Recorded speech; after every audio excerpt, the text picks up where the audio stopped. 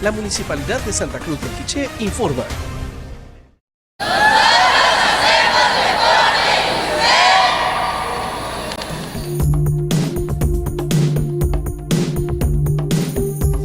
Dando en cuenta que estamos en una actividad muy importante en lo que es la premiación del primer campeonato intercomunidades que se lleva a cabo aquí en nuestro municipio, algo muy importante porque estamos enfocándonos en lo que es la juventud, haciéndole ver lo importante que es la práctica del deporte, haciéndole ver lo necesario que es practicar el deporte y alejarse de algunos vicios, y sobre todo haciéndoles ver también a los jóvenes que detrás de ellos están muchos niños y niñas que tienen la visión puesta en ellos, que prácticamente van a ser el ejemplo de mucha niñez que viene detrás de ellos. Pero también algo muy importante que les manifestábamos es que en el mes de octubre ellos tienen que demostrarle a los padres y madres de familia que no es únicamente el deporte, sino que también la preparación académica.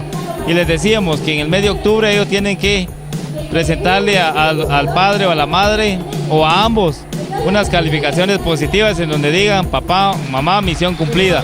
Finaliza un campeonato, estamos ya, Adán, que es parte de la Comisión de Deportes de la Municipalidad, está ya organizando el segundo campeonato, y algo que estábamos mencionándoles a ellos o a los jóvenes es de que quien campeonice en este segundo campeonato de intercomunidades, pues será quien esté jugando de preliminar en las fiestas agostinas en el mes de agosto aquí en el Estadio Municipal. Es el primer campeonato en donde tuvimos la participación de varias comunidades, como lo es La Estancia, Panachit, Chitatul, área urbana de varias zonas.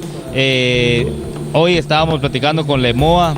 Queremos que este próximo campeonato se involucren más comunidades. Tenemos los Pamecebales, tenemos la Estancia que está participando, Panachit, Lemoa, los Chuacamanes, el área Chujuyú, el área urbana también. Queremos que la juventud se involucre. Realmente, insisto, la visión que tenemos es el de apoyar a la juventud, y consideramos que a través del deporte podemos apoyar también. Gracias por su apoyo y gracias porque siempre nos apoyó con el campeonato.